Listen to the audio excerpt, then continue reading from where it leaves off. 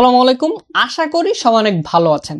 বেশ কিছুদিন আগে আমি একটা পোল ক্রিয়েট করছিলাম, যেখানে আমি আপনাদেরকে জিজ্ঞাসা করেছিলাম যে আপনারা কোন টপিকের উপর ভিডিও চান। সেখানে আপনারা সবচেয়ে বেশি ভোট দিয়েছেন মার্কেটিং এর উপর।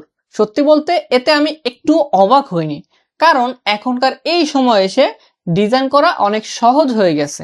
অনেক এআই আছে, চ্যাট জিপিটি আছে, ক্যানভা আছে এবং ডিজাইন করার জন্য টুলসের অভাব নাই।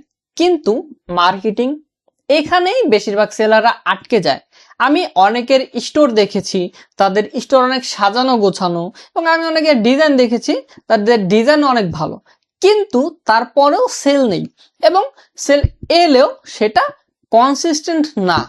তাই আমি আমার এক্সপিরিয়েন্স থেকে 6টি মার্কেটিং মিস্টেক শেয়ার করব, যেগুলো আমি সবচেয়ে বেশি করতে দেখি।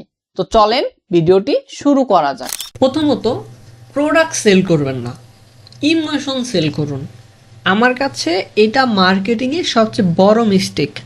অনেকেই প্রোডাক্টের ফিচার সেল করে, ক্যাপশনে লেখে 100% cotton, premium quality, soft fabric, fast shipping. এগুলো অবশ্যই দরকার, কিন্তু একটা প্রশ্ন করি, একজন ডগ লাভার কি টি শার্ট কিনতে আসছে? না, সে তার ডগের প্রতি ভালোবাসা প্রকাশ করতে আসছে। ধরেন একটা টি শার্টে লেখা আছে মাই dog under estimate me better than most people.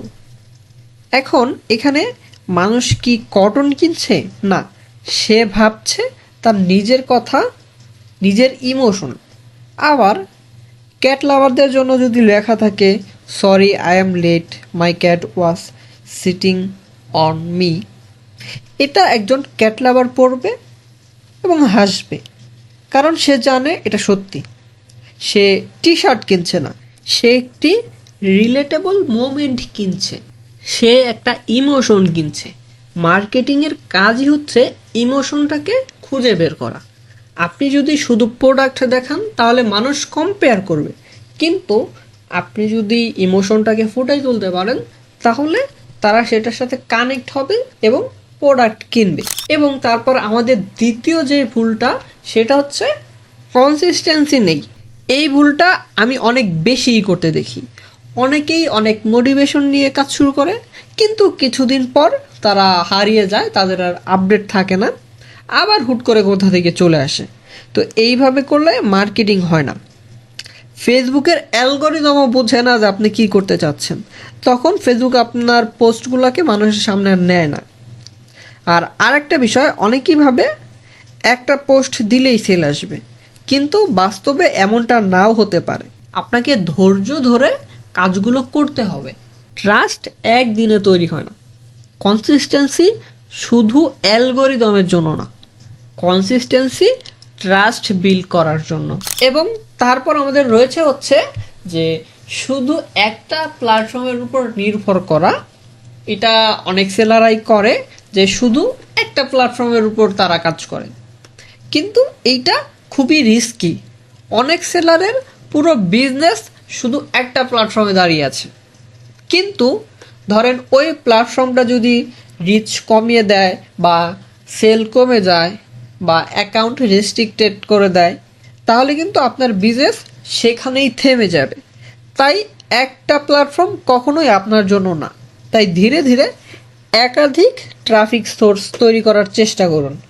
ফেসবুকে থাকুন, পাশাপাশি ইনস্টাগ্রাম, পিন্টারেস্ট, এগুলোতেও আপনার অডিয়েন্স গ্রো করা শুরু করুন, কিন্তু কখনোই একটা সোর্সের উপর পুরো বিজনেসকে দাঁড় করাতে চাবেন না। এবং তারপর আমাদের রয়েছে হচ্ছে মোস্ট ইম্পর্টেন্ট একটা ভুল, সেটা হচ্ছে কপিরাইটিং দুর্বল। এখন এই কপিরাইটিং সম্পর্কে অনেকে জানেও না যে কপিরাইটিং জিনিসটা আসলে কী, কিন্তু পিওডিতে কাজ করছে তারা। এইটা আমার মতে সবচেয়ে বড় আন্ডার এস্টিমেট স্কিল। আপনার ডিজাইন অনেক সুন্দর, কিন্তু caption available now, link in comment, এই পর্যন্ত। এখন একটা প্রশ্ন করি, আপনি কেন ফেসবুকে যান? কোনো প্রোডাক্ট কিনতে? না, আপনি এন্টারটেনমেন্টের জন্য যান, স্টোরি পড়ার জন্য যান, কমেন্ট করার জন্য যান, রিলেট করার জন্য যান। এখন আপনার কাস্টমারও একই কারণেই ফেসবুকে আসে। সে আপনার অ্যাডভার্টাইজমেন্ট দেখতে আসে না। তাই ক্যাপশন এমন হতে হবে যাতে মানুষ স্ক্রল করা বন্ধ করে দেয়, ভাবতে বাধ্য হয় এবং হাসে, কমেন্ট করতে ইচ্ছা করে তার। তাই কপিরাইটিংটা খুবই গুরুত্বপূর্ণ। এবং তারপর আমাদের রয়েছে হচ্ছে অ্যাডভান্স রিসার্চ না করা। আর এইটাও একটা বড় ভুল, অনেকেই আগে ডিজাইন বানায় তারপরে অডিয়েন্স খুঁজে, কিন্তু আমি মনে করি প্রসেসটা উল্টা হওয়া উচিত। আগে অডিয়েন্সকে বুঝুন, তারা কি নিয়ে কমেন্ট করে, কি শেয়ার করে, কি নিয়ে হাসে, কি পছন্দ করে, অডিয়েন্স কি চায়, সেটা না বুঝে ডিজাইন বানানো মানে আগে প্রোডাক্ট বানিয়ে তারপরে কাস্টমার খোঁজা। এভাবে করলে কখনোই সেল আসবে না। এবং সর্বশেষে আমাদের যে মিস্টেকটা আছে সেটা হচ্ছে যে মার্কেটিং মানে শুধু পোস্ট করা না। আমরা অনেকে ভাবি যে পোস্ট করলেই মার্কেটিং ডান, আসলে না। মার্কেটিং অনেক বড় একটা বিষয়। আপনি কি বলছেন, কিভাবে বলতেছেন, কাকে বলতেছেন, কখন বলতেছেন, কিভাবে মানুষ রিয়্যাক্ট করতেছে, এই সব কিছুই মার্কেটিংয়ের অংশ। মার্কেটিং আসলে হিউম্যান সাইকোলজি। আপনি যত অডিয়েন্সকে বুঝবেন আপনার মার্কেটিং তত স্ট্রং হবে। আপনার মতে পিওডি মার্কেটিংয়ের সবচেয়ে বড় চ্যালেঞ্জ কি? কমেন্ট করে জানান।